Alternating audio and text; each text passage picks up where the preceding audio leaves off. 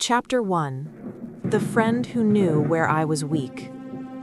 They trusted her voice, not mine. My best friend stood in front of the room, calm and confident, while my reputation quietly collapsed behind her. I stayed silent as emails disappeared, access was taken away, and the story about me slowly changed. She thought silence meant defeat. She never imagined it meant I was watching, collecting every record she forgot to erase.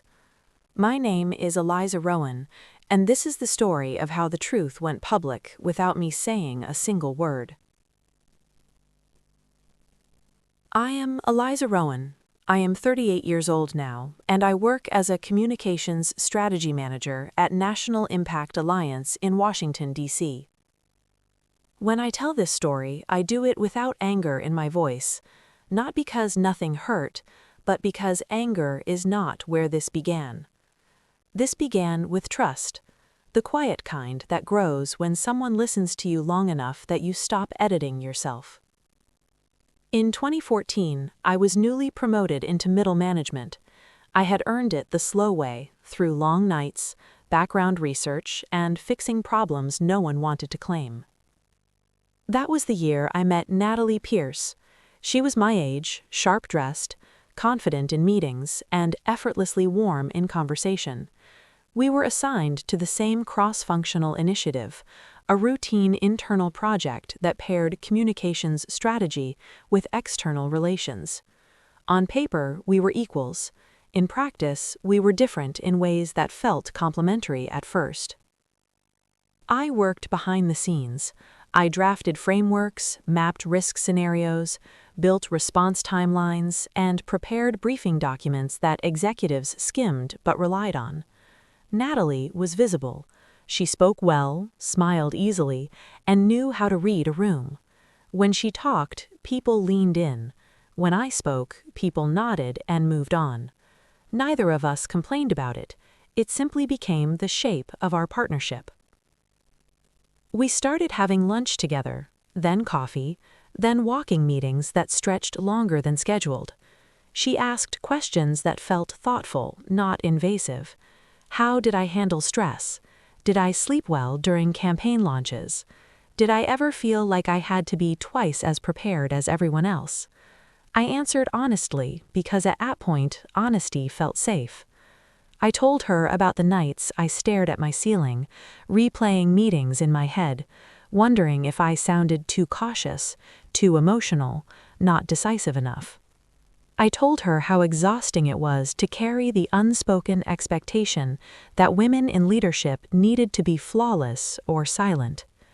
She listened without interrupting. She remembered details.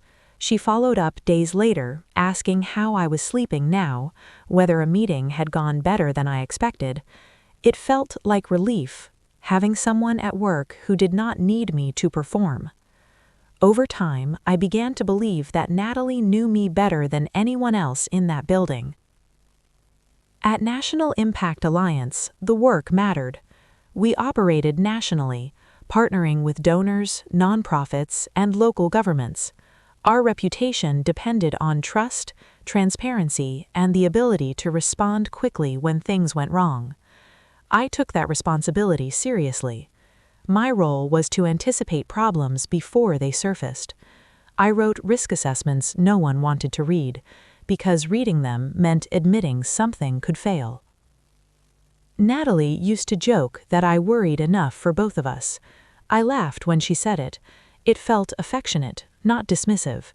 She told me I balanced her optimism. I told her she balanced my caution. Together, we looked strong. There were moments now, looking back, that should have stayed with me longer. Small moments, easy to dismiss. Once, she sent back a report I had written with a few sentences adjusted. She said she wanted to make it easier to digest for leadership. The meaning had not changed, just the tone. I thanked her and moved on. Another time, an email I expected to be sent before a leadership briefing went out later than planned. My name was not copied. When I asked about it, she said it must have been an oversight, that things were moving fast. I believed her. I was tired that year. We both were. I told myself not to overthink. I told myself pressure made everyone sloppy sometimes. Trust does that. It smooths over friction until friction disappears entirely from your awareness. By 2019, Natalie had been promoted to Director of External Relations. I stayed where I was, managing strategy and internal response. It made sense. She had the presence, I had the process. She spoke for the organization, I protected it quietly. Our friendship deepened as our responsibilities grew. I shared things with her I did not share with anyone else at work. The panic before major announcements, the fear that one wrong word could undo months of preparation, the constant effort it took to appear steady.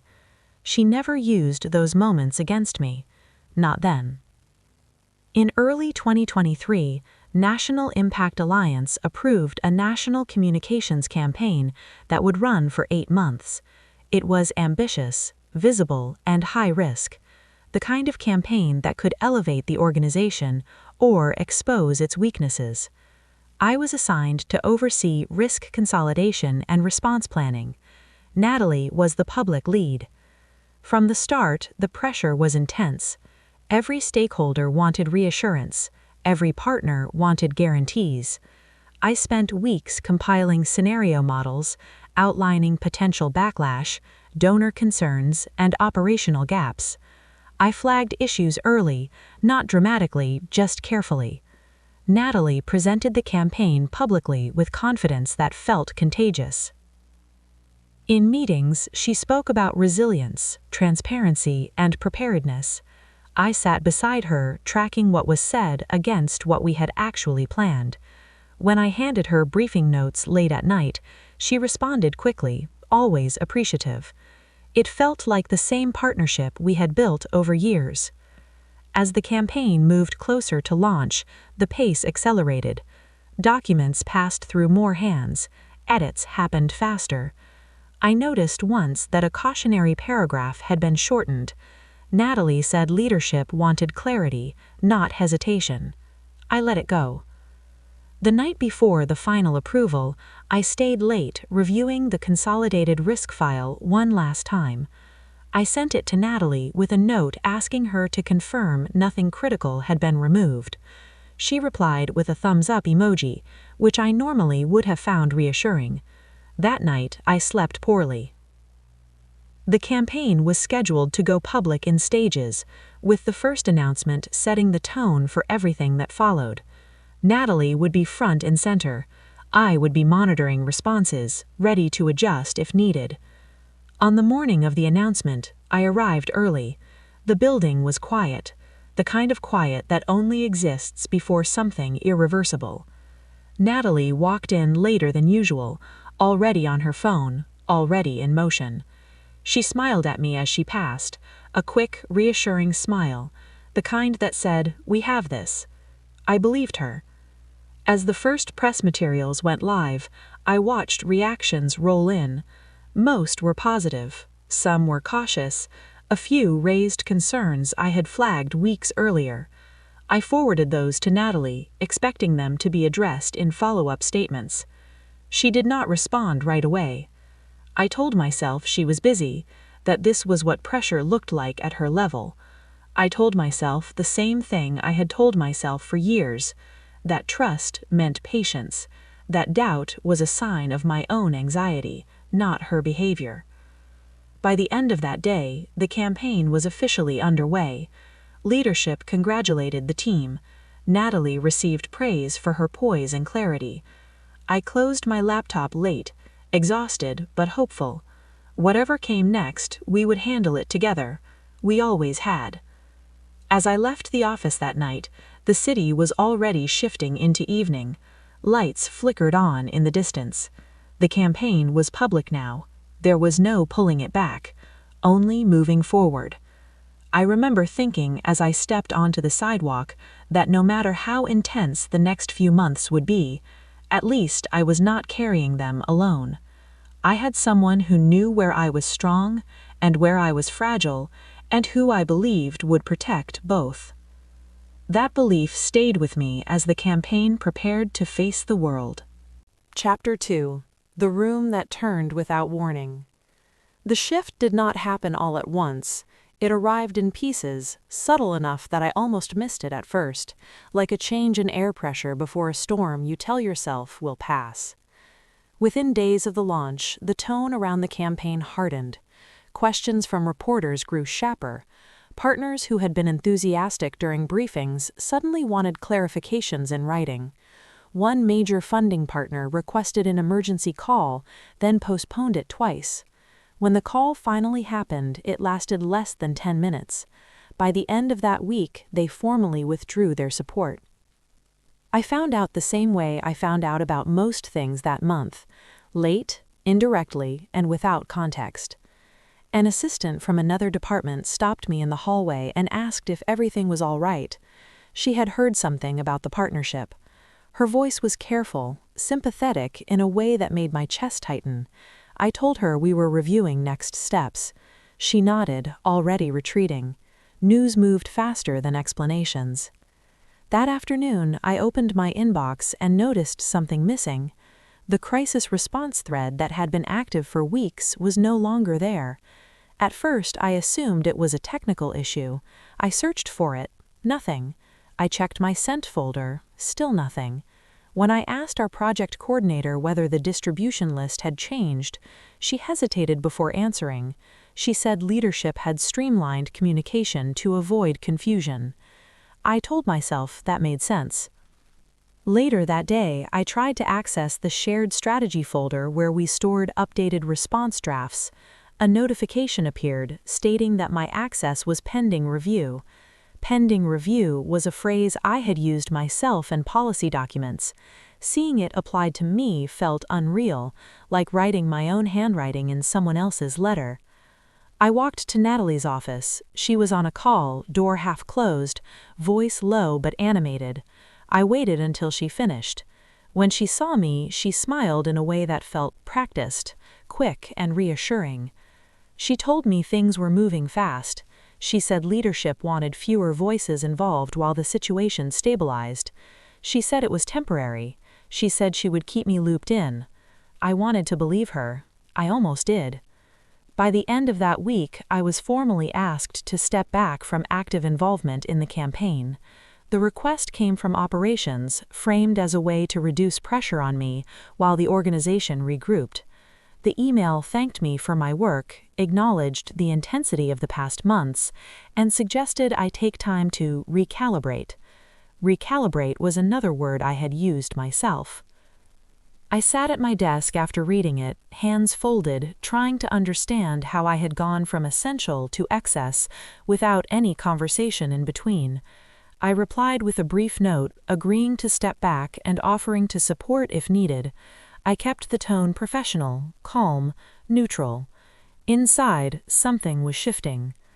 The internal review meeting was scheduled the following week. I was told I would have an opportunity to walk leadership through the original risk assessments and explain where mitigation plans had been adjusted. I prepared carefully. I printed summaries. I reviewed timelines. I focused on facts. The room was smaller than usual. Mark Feldman sat at the head of the table, posture rigid, hands clasped. A few department heads filled the remaining chairs. Natalie sat to my right, composed, notebook open, expression attentive. When it was my turn to speak, I stood and began outlining the risk indicators we had identified early on. I spoke slowly, deliberately, pointing to data points and decision points. I was careful not to sound defensive. I explained what had been flagged and how we had planned to respond. Before I could finish my second point, Natalie leaned forward and added context. She spoke smoothly, clarifying that while risks had been noted, the framing had leaned heavily toward worst-case scenarios. She mentioned that I had been under significant strain during that period, that the volume of variables had taken a toll. She suggested that some of my cautions reflected personal stress more than strategic necessity. I felt heat rise in my face, not because what she said was openly hostile, but because it was intimate. She referenced my sleep issues, my anxiety before launches, my tendency to internalize responsibility, things I had shared with her privately, late at night, in quiet conversations I believed were safe. I tried to respond. I clarified that stress did not negate accuracy, that caution was not fear, that the data supported the concerns regardless of my state of mind. My voice remained steady, but I could feel the room listening differently now. Mark did not interrupt. He did not challenge Natalie either.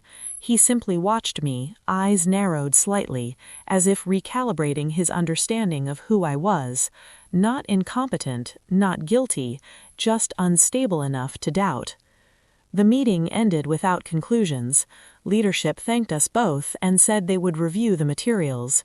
As people stood and gathered their things, conversations resumed in low tones. No one looked at me directly. Natalie touched my arm on the way out and told me she hoped she understood why she had spoken up. She said she was trying to protect the organization and me. I nodded because arguing in that moment would have made me look exactly like the version of myself she had just described. That afternoon, my calendar was quietly cleared of campaign-related meetings. No announcement, no explanation, just empty blocks of time where urgency used to live. I went home earlier than usual that day. The city felt louder than it had in weeks. Sirens, traffic, voices overlapping. At home, I sat on the edge of my bed and stared at the wall, replaying the meeting in my head. Not what I had said, but how it had been reframed. I realized then that explaining myself would only feed the narrative forming around me. Each clarification would be interpreted as justification, each defense as instability. The more I spoke, the more space I gave for my words to be reshaped. So I stopped. I answered emails briefly. I declined meetings politely. I did my assigned work and nothing more. I watched the organization adjust around me, not against me, just without me. The room had not turned hostile. That would have been easier. It had turned quiet, cautious, neutral, and in that neutrality my voice had lost its weight. I understood then that whatever had happened was no longer about the campaign alone. It was about who the room trusted to define reality, and for the first time in years, that was not me. Chapter 3. The Records I Never Planned to Use. Silence became my shelter. Once I stopped trying to correct the story forming around me, the noise faded enough for me to think clearly. I still showed up every morning, I still did my assigned work, but I no longer volunteered explanations. I no longer tried to anticipate how my words might be received. I conserved energy the way you do when you sense a long winter ahead. What I did instead was return to what had always grounded me, the work itself. At home, in the quiet hours after dinner, I opened my laptop and began reviewing my own records. Not because I had a plan, not because I wanted to prove anyone wrong. It was instinct, the same instinct that had made me careful long before Natalie ever entered my life. In communications strategy, memory is unreliable, documentation is not. I had always kept copies of drafts, email threads, version histories, not obsessively, just methodically. When you work in environments where accountability shifts quickly, you learn to protect process, even when you trust people. I started with the final risk assessment file, the one leadership referenced during the review meeting. I compared it to the version I remembered sending to Natalie. The structure was familiar, the language was mostly intact, but certain sections felt thinner. Warnings that had once been clearly stated were now softened, compressed into single sentences that could be read as optional. I pulled up my original draft. The differences were subtle, but they were there. A paragraph on donor sensitivity reduced to a bullet point. A timeline contingency removed entirely. The meaning had not been reversed, but it had been diluted.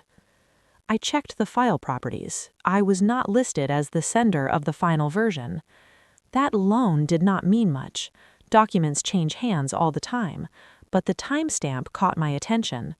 The last modification occurred hours after I had handed off the file, during a window when Natalie had full access and final responsibility. I told myself to keep going, not to jump to conclusions. I traced the email chain. The version I sent had gone to Natalie and one project coordinator. The version leadership reviewed had come from Natalie alone. My name appeared only in the body of the document, referenced as the original compiler. It was clean, too clean. I leaned back in my chair and stared at the ceiling. My first impulse was disbelief, not anger. I replayed every conversation, every late-night exchange.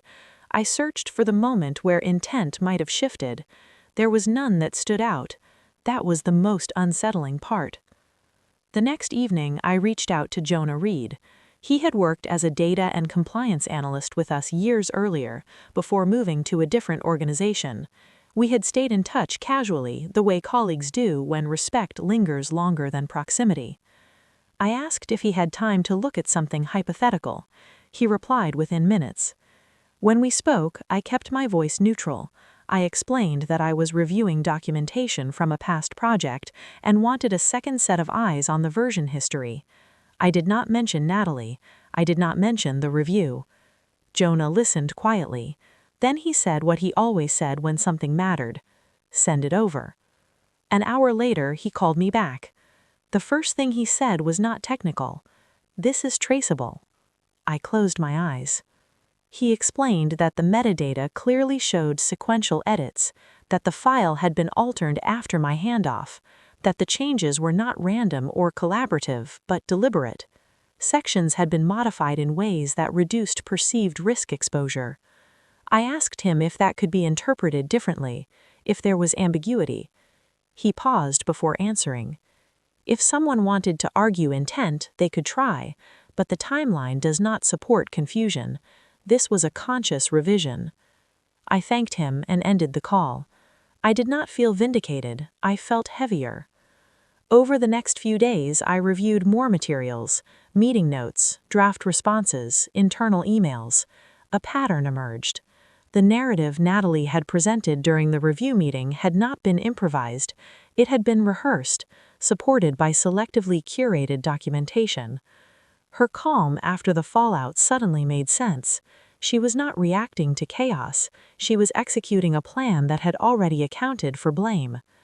I remembered the way she had spoken during the meeting, gentle, concerned, framing my caution as emotional load.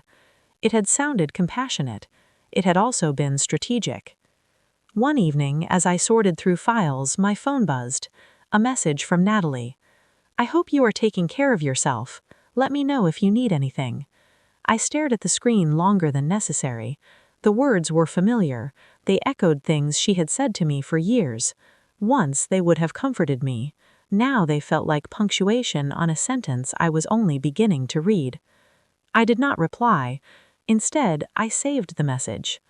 I was careful not to let this work consume me.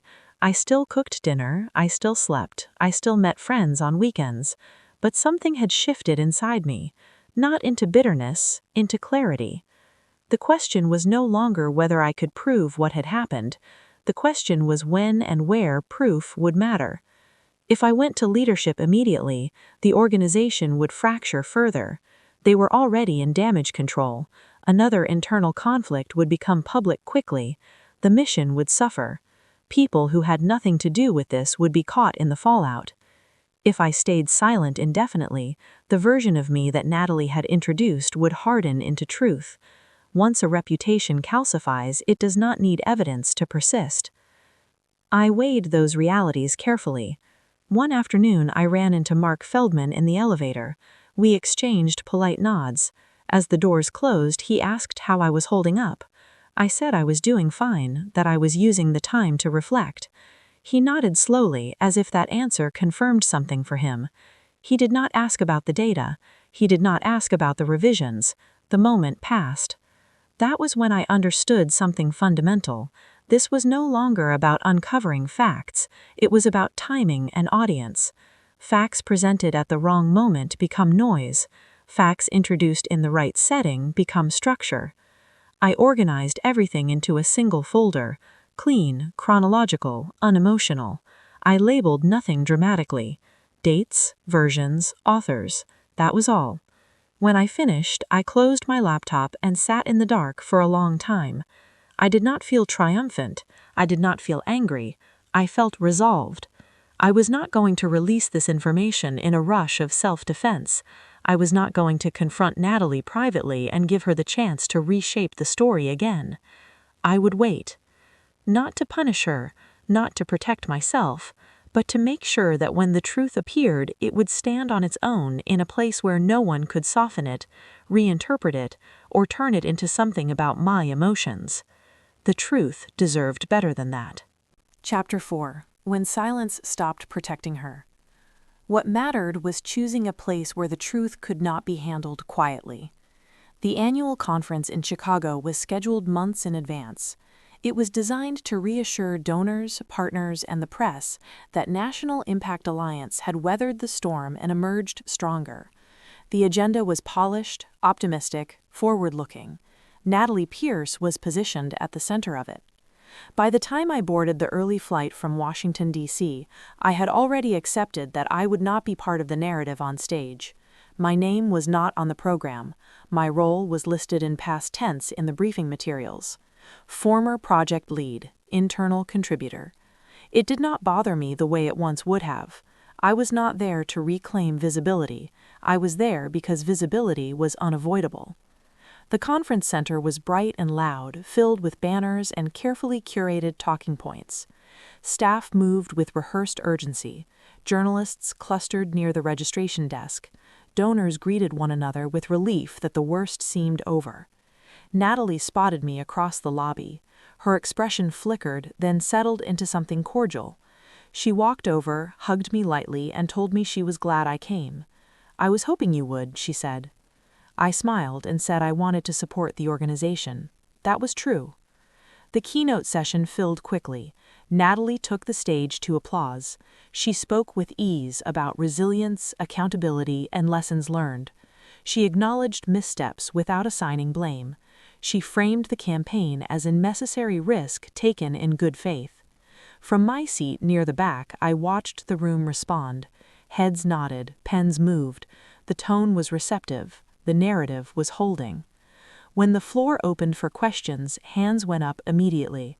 Most were predictable: funding models, future safeguards, communication protocols. Then a woman in the second row stood and introduced herself as a representative from a partner organization that had nearly withdrawn support. She asked a technical question. It was specific and narrow. She wanted to know how the original risk assessments had accounted for donor sensitivity and why mitigation steps appeared delayed. The room grew quieter. Natalie answered smoothly, referencing internal reviews and adaptive decision-making. She spoke about balancing caution with momentum. Her explanation was reasonable, almost convincing. Diane Holloway leaned forward in her chair. "I would like to see the original documentation referenced," she said. There was no accusation in her voice, only authority. Natalie glanced toward the staff table, then back at Diane. She said the documents could be provided after the session. Diane shook her head slightly. "I think it would be appropriate to review them now," she said, for clarity. A pause settled over the room. I felt it physically, the way pressure changes before a door opens. Diane looked in my direction. "Miss Rowan," she said, "you compiled the initial risk assessments, correct?" I stood. "Yes," I said. "Would you be able to provide the original materials?" I nodded. My hands did not shake. "I can provide the complete version history through our legal compliance channel," I said. Diane nodded once. "Please do." I stepped out of the room briefly to access the secure portal. I sent the folder I had prepared days earlier. It went to legal counsel, compliance, and the board distribution list. I included no commentary, no interpretation, only files, dates, authors. When I returned, Natalie was speaking again, filling the space with generalities. She glanced at me as I took my seat. Her smile did not reach her eyes. Within minutes, phones around the room began to vibrate. Diane opened a tablet and scrolled slowly. Mark Feldman leaned toward her, whispering something I could not hear. The moderator attempted to move the session forward, but Diane raised her hand. "We will take a brief pause," she said. The room complied. Natalie remained standing, hands clasped, posture controlled. I watched her face as the realization settled. Not panic, calculation. She was measuring options that no longer existed. After several minutes, Diane looked up. "The materials indicate revisions were made after Miss Rowan submitted her assessment," she said. "The timeline and authorship are clear." She did not look at Natalie when she said it. Natalie opened her mouth, then closed it. She adjusted the microphone. "There may be context missing," she said. "We were under pressure, decisions were collaborative." Diane nodded. "That will be addressed through appropriate review," she said. "For now, we will conclude this session." The applause that followed was uneven. People stood slowly, conversations resumed in cautious tones. Natalie stepped down from the stage and walked toward the staff exit. She did not look at me. In the hallway, Diane approached me. She thanked me for providing the documentation. She said nothing else. Mark Feldman avoided my eyes. I gathered my bag and left the conference center without waiting for the next session. Outside, Chicago was gray and restless. Wind moved between buildings. Traffic surged and stalled. There was no announcement that day, no statement, no resolution. But something fundamental had shifted. The truth had entered a space where it could not be edited, reframed, or softened. It had been seen by people whose responsibility was not to protect a narrative, but to protect an institution. I walked several blocks before stopping. My phone buzzed with messages I did not open. I did not feel relief, I felt stillness. Whatever came next would no longer depend on who spoke best in a room. It would depend on records that did not forget, and timelines that did not lie. From that moment on, Natalie Pierce was standing alone, not because I had pushed her there, but because the system she had relied on could no longer shield her. And that was enough to let the truth continue on its own. Chapter 5. What survived after the truth? The weeks that followed were quiet in a way that felt intentional, as if the organization had decided that silence was the safest container for what needed to happen next. There were no press releases, no internal announcements, no dramatic shifts in daily routine. Work continued, meetings were held, emails were sent. But beneath all of it, a separate process was moving forward, careful and contained. An internal review was initiated within days of the conference. Legal counsel took the lead. Compliance was involved from the start. I was asked to submit materials formally, even though I had already provided everything. I did it again, without commentary. I answered questions when they came, directly and briefly. I did not speculate. I did not accuse. I let the records speak in the same calm language they always had. 3 weeks passed. During that time, I stayed out of the building as much as possible. I worked remotely when allowed. When I was present, I kept my head down. People were polite, even kind, but careful. The air was different now, not hostile, just aware. Natalie and I did not speak. Once I saw her across the lobby, speaking quietly with someone from legal. She looked smaller somehow, not defeated, but diminished. The confidence that had once filled every space around her now stayed close to her body. She did not look at me. I did not approach her. Mark Feldman stopped coming into the office regularly. His calendar cleared gradually, meeting by meeting, until his door remained closed most days. When he did appear, his expression was distant, preoccupied. When the review concluded, I was asked to meet with Diane Holloway and a representative from legal. The meeting was brief. They thanked me for my cooperation. They confirmed that the review found no wrongdoing on my part. My documentation had been accurate. My assessments had been altered after submission. The revisions had materially affected decision-making. They did not ask how I felt. They told me Natalie had submitted her resignation effective immediately, citing personal reasons. They told me Mark Feldman would be retiring earlier than planned. The organization would be restructuring oversight protocols. I listened. I nodded. I said I understood. When I left the room, I did not feel relief the way I had imagined I might. I felt empty, as if the part of me that had been bracing for impact had nowhere to go now that the impact had passed. A few days later, I was called into another meeting. This one included human resources and senior leadership. They told me they would like me to return to my previous role with expanded authority. They acknowledged that the situation had been mishandled. They said they valued my integrity and experience. I thanked them for the offer. I asked for time to consider it. At home that evening, I sat at my kitchen table long after dinner, hands wrapped around a mug that had gone cold. I thought about the years I had spent building systems meant to protect organizations from risk. I thought about how easily those systems had failed when the risk came from inside. I realized then that returning would require something from me that I no longer wanted to give. Not effort, not loyalty, silence. I declined the offer the next morning. I told them my decision was not about resentment, it was about alignment.